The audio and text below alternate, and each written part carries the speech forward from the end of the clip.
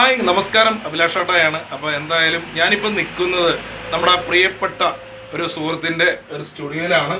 VM studio Erattupetta. സാധാരണക്കാർക്ക് ധൈര്യമായിട്ട് വന്ന് ഡബ് ചെയ്യാൻ പറ്റിയൊരു സ്റ്റുഡിയോ ആണ്. കാരണം എന്ന് വെച്ച് കഴിഞ്ഞാൽ പിടിച്ചു പറയി അല്ലെങ്കിൽ കഴുത്തറപ്പില്ല. ഒരു കലാകാരനെ സംബന്ധിച്ച് ഒരു പാട്ട് ഇറക്കണമെങ്കിൽ നിങ്ങൾക്കൊരു പാട്ട് കുറച്ച് പേര് കേൾക്കണം, അങ്ങനെ ആഗ്രഹമുള്ളവരെന്ന് പറഞ്ഞു കഴിഞ്ഞാൽ സാമ്പത്തികം നോക്കിയിട്ടല്ല പുള്ളി വർക്ക് ചെയ്യണം അല്ലേ? ഒരു കലാകാരനായിട്ട് കലാകാരിയായിക്കോട്ടെ അവർ രക്ഷപ്പെടാൻ ആഗ്രഹിക്കുന്ന ഒരു മനസ്സാണ്. പേരെന്ന് പറയുന്ന സുഹൃത്ത് ബെന്നിച്ചേട്ടൻ. അപ്പോൾ പോലീസ് സ്റ്റേഷനോട് ഓപ്പോസിറ്റുള്ളൊരു ബിൽഡിങ്ങിലാണ് നമ്മുടെ VM സ്റ്റുഡിയോ പ്രവർത്തിക്കുന്നത്. അപ്പോൾ ഇവിടെ ഞാനിപ്പോൾ വന്നിരിക്കുന്നത് ഒരു കൂട്ടം കലാകാരന്മാർ. നമസ്കാരം. ഒരു കൂട്ടം കലാകാരന്മാർ നമ്മുടെ ചേട്ടൻ നമസ്കാരം. അതുപോലെ നമ്മുടെ കോമഡി ആർട്ടിസ്റ്റ് പേര് പറഞ്ഞേ വിജയൻ ചേട്ടനുണ്ട്. പിന്നെ അതുപോലെ തന്നെ ബാക്കിൽ നമ്മുടെ ഒരു ചേട്ടനുണ്ട്, പേര് പറയും ടോം ചേട്ടനുണ്ട്. പിന്നെ അതിൻ്റെ ബാക്കിൽ ഒരാളുണ്ട് റോയ് ചേട്ടൻ, നമ്മുടെ റോയ് ചേട്ടനുണ്ട്. പിന്നെ ഇതുണ്ട്. പിന്നെ അതുപോലെ തന്നെ ഒരു റോയ് ഇടുക്കിയിലെ എല്ലാ ഇടുക്കിക്കാരൻ എൻ്റെ പൊന്നെ. എൻ്റെ കൂട്ടുകാരുണ്ട് നിഷ ഇടുക്കി, അതും ഇടുക്കി. അപ്പൊ എന്തായാലും വേറൊരു ഇടുക്കിക്കാരിയാന്ന് തോന്നുന്നത് സ്മിത ഇടുക്കിയിലെ. അപ്പൊ സ്മിത ഇടുക്കി, അങ്ങനെയുള്ള ഒരുപാട് പേരുണ്ട്. അതായത് ഇതിനകത്ത് വേറെ നായികയുണ്ടല്ലോ, കാർത്തിക. ഓ, താളവട്ട സിനിമയിലെ കാർത്തികാണോ? ഓ, അത് ശരി. അതാണോ? അതല്ല, ഇത് വേറെ. ഓ ശരി. അപ്പൊ വേറെ മഞ്ജുമാര്. ഓക്കെ, ദൈവമേ.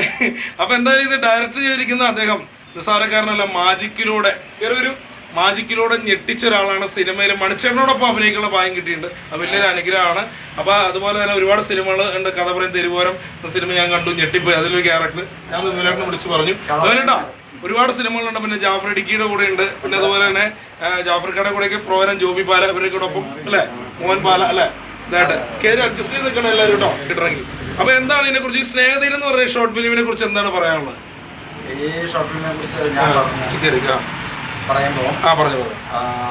അതായത് ഇന്ന് മദ്യത്തിന്റെ പേരിലാണ് കൂടുതലും നശിച്ചുകൊണ്ടിരിക്കുന്നത്. എന്റെ സുഹൃത്തുക്കളായിട്ടുള്ള കുറെ ആൾക്കാര് മദ്യപാനം പറയും. ഈ അടുത്ത കാലത്ത് ഈ ഒരു വർഷത്തോടൊക്കെ ഒരു 5-6 പേരോട് ഈ ഒരു വർഷം.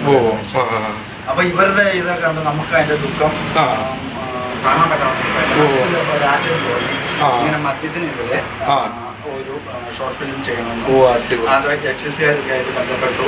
നമ്മുടെ ഇടുക്കി പഴയ MLA EMRC ആ സാറൊക്കെ ആയിട്ട് ബന്ധപ്പെട്ടു. അപ്പോൾ അങ്ങനെ ഒരെണ്ണം ചെയ്തു എന്നോട് പറഞ്ഞു. അങ്ങനെയാണ് ചെയ്യുന്നത്.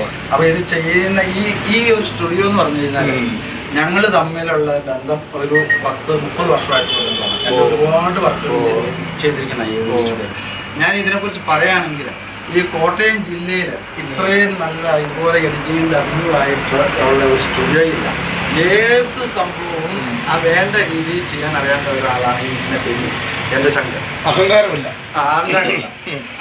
അതുപോലെ തന്നെ ഇതിനകത്ത് അഭിനയിച്ചിരിക്കുന്ന ആൾക്കാരും അതുപോലെ തന്നെ എല്ലാവരും എൻ്റെ ചങ്ക തന്നെയാണ്.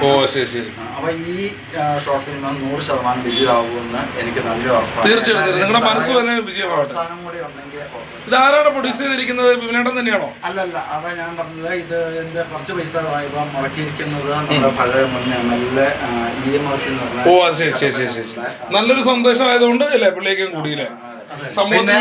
പിന്നെ ഈ സുഹൃത്തിനെ കുറിച്ച് പറയുകയാണെങ്കിൽ ഞങ്ങള് പല ഷോട്ടുകൾ ഒരുമിച്ച് വർക്ക് ചെയ്തിട്ടുണ്ട്. കട്ടിൽ എന്ന് പറയുന്നുണ്ട്, എല്ലാത്തിനും പേര് ഞാൻ ഓർക്കുന്നില്ല. അതുപോലെ ഇദ്ദേഹം പല ആൽബങ്ങളിൽ ഞങ്ങൾ ഒന്നിച്ച് അഭിനയിച്ചിട്ടുണ്ട്. അന്നൊക്കെ അതിന്റെ ക്യാമറ ചെയ്തത് മാത്രമല്ല, പുള്ളിക്ക് എഡിറ്റിങ്, മിക്സിങ്, ഡബിങ്, ക്യാമറ തൊട്ട എല്ലാ സംഭവങ്ങളും ഉണ്ട്.